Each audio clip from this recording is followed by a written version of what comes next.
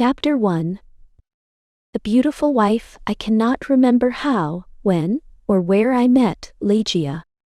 It was a long time ago, and my memory is not good. But I think I met her first, in a large old city near the Rhine in Germany. She told me that she came from an ancient family, but I never knew the family name of the woman who was my friend, my partner in my studies, and finally my wife. Why did I never discover her family name? Perhaps because she did not want me to find out, but I cannot remember.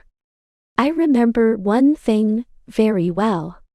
Legia was tall and slim. Later, at the end, she became very thin. How can I describe her quiet, aristocratic movements, or the strange softness of her footsteps? If she came into my office, I only knew she was there when I heard her voice, or when she put her white hand on my shoulder. She had a beautiful face, but it was not a classical kind of beauty. There was something strange about it. I have often tried to understand it. Was it her pure white skin, or her thick black hair? I looked at her long, delicate nose many times. It was perfect. I looked at her sweet mouth, how soft and red it was. And when she smiled, her teeth were white. Then, I looked into her eyes. They were much bigger than normal eyes. Sometimes, when she was excited, they looked like a deer's eyes. They were black, with long black eyelashes and black eyebrows. But as I looked into them, I realized that they had a strange expression. I thought about it for many hours, sometimes all night. What was the expression in those eyes? I wanted to know. Many times, I thought I almost had the answer. But then, it was gone. Legia was very determined. She was always calm and quiet, but her determination showed in her eyes. It shone like a terrible energy, and sometimes it frightened me. Legia was very clever. She was excellent at Latin and Greek, and she knew many other languages perfectly.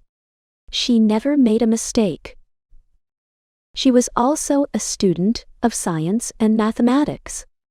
When we were first married, I often asked her for help with my studies, and we worked together. But after she died, I was alone. Without her, I was like a child in the dark. When she first became ill, she did not come to help me as often as before. She lost weight, and her skin became pale and transparent. When I saw that she was dying, I felt desperate. Legia resisted death with all her energy to live. She was determined. I watched in agony as she fought for life. I knew she loved me, but I only understood how much she loved me now that she was dying. She held my hands and said that she was devoted to me. I cannot talk about it now, but let me say that her love for me was part of her determination to live. On the night she died, she suddenly got out of bed and cried, "Oh God, must I die? Must I lose my fight with death? No, I can't die like this." But, my dear Legia died. I was so sad I could not stay in the old city by the Rhine. For a few months, I traveled around. Then I bought an old abbey in an isolated part of England. This dark, sad place expressed my feelings of loneliness, but I decorated it with beautifully colored curtains, carpets, and ornaments. I said to myself, perhaps the bright colors will make me feel happier. Unfortunately, they did not. I began to drink too much, but I do not want to speak about that time of my life. I will only say that one day, I married Lady Rowena Trevanion of Tremaine. My new wife had blonde hair and blue eyes. She was very different from my first wife, but how could I ever forget Legia? I took Lady Rowena back to a room high up in the tower of the abbey, where we lived for the first month of our marriage. The room was very large, with an enormous window made of glass from Venice. The ceiling was high, like a church, and in the center there was a big gold chandelier. There were sofas from the east, and an Indian bed. On the walls were long tapestries, like carpets with designs, made of gold. The tapestries moved every time the wind blew. My wife was afraid of me, because I was often sad and depressed. She did not love me much, and stayed away from me, but I preferred this. I always thought about Ligeia, my beautiful Ligeia, dead in the tomb. Sometimes, in my dreams, I called to her in the night. I imagined that perhaps my love for her could bring her back to me. At the beginning of the second month, Lady Rowena became ill. She did not sleep very well, and told me she could hear sounds and movements in the tower. "You have a fever," I said. "You are imagining things." She got better, but then she went back to bed with a second illness, worse than the first. The doctors could not understand it. Again, Rowena began to hear little sounds and movements in the bedroom, and they frightened her. One night, at the end of September, she woke up suddenly. I was sitting on a sofa by her bed. She whispered to me that she could hear sounds and see movements, and there was a frightened expression on her thin face. But I saw and heard nothing. "It's the wind," I explained. "You can see the tapestries moving in the wind." But her face was white with fear, and she nearly fainted. I remembered that there was some wine on the table on the other side of the room. As I walked under the light of the chandelier, a strange thing happened.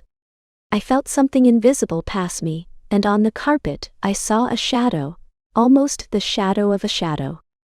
I decided to say nothing to Rowena. I poured out a glass of wine and gave it to her. Then I sat on the sofa and watched her. After some moments, I heard very quiet footsteps on the carpet coming towards the bed. A second later, as Rowena was about to drink the wine, I saw, or perhaps I dreamed that I saw 3 or 4 large drops of a bright red liquid fall into the glass. Rowena did not see it. She drank the wine, and I said nothing because I thought it was only my imagination. After this, Rowena's health got much worse, and on the third night, she died. Her servants prepared her for the tomb, then covered her with a sheet. The next night, I sat alone with her body in the bedroom. Strange forms and shadows moved around me. I looked nervously into the dark corners, at the moving tapestries, and I felt frightened. Then I looked at the carpet under the chandelier. There was no shadow there, and I felt better. When I looked at Rowena on the bed, sad memories of Ligeia, the only woman I ever loved, came back to me. It was perhaps around midnight when I heard a sound. It was quiet but clear, and it woke me from my dreams. I thought it came from the bed. I listened in terror, but I did not hear it again. I looked carefully at Rowena for any sign of life. She was not moving, but I continued to look at her. Minutes passed. Then I noticed a little color in Rowena's face. My heart stopped in horror. I could not move. When I understood that Rowena was not dead, I tried to revive her, but soon the color disappeared from her cheeks. Her face looked like marble again, and her lips were thin with the horrible expression of death. When her body was cold and rigid, I fell onto the sofa and dreamed about Ligeia. An hour later, I heard the same sound as before. I listened. Yes, there it was again, a sigh from the bed. I ran over and saw clearly that her lips were trembling. Then they opened. showing her bright teeth. I thought I was going mad. There was a pink color on her cheeks and neck. Her body was getting warm again, and her heart was beating a little. Lady Rowena was alive. I did everything I could to revive her. Then suddenly her color disappeared. Her heart stopped and her body became cold and rigid. I sat down and began to think about Legia again. Then again, for the third time, there was a sound from the bed. But why must I describe the horrors of that night? Again, I tried to revive Rowena, and then a fourth time. Each time, she seemed to fight with an invisible force, and each time her body changed. I cannot say how, but she looked different. It was nearly dawn, when she moved again. I was sitting on the sofa, exhausted, but Rowena's body moved with more energy than before. Her color returned. Signs of life changed her face. Her eyes were closed, but she looked alive. Then she suddenly got out of bed and walked slowly to the center of the room, like she was walking in her sleep. I did not tremble. I did not move. I was as cold and still as stone, paralyzed by what I saw.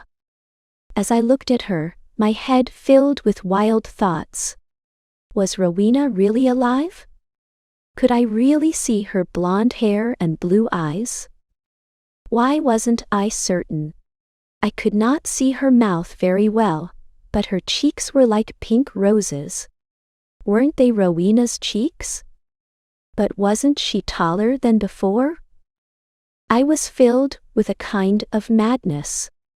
I ran to her, but she moved away. Then I saw her long hair moving in the wind. It was blacker than the black of midnight. And now, slowly, her eyes opened. I shouted like a madman, "These are the black eyes of my lost love. The eyes of Legia."